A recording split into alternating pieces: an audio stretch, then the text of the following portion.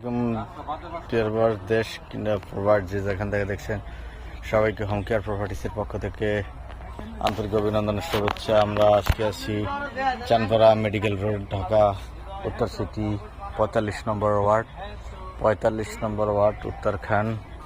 এই দেখেন এখানে গার্মেন্টস ফ্যাক্টরি ইন্ডাস্ট্রি আছে অ্যাভেলেবেল, এবং বাড়িঘর, বড় বড় বাড়িঘর সব আছে এখানে। হ্যারেস বিল্ডিং, সব হ্যারেস বিল্ডিং।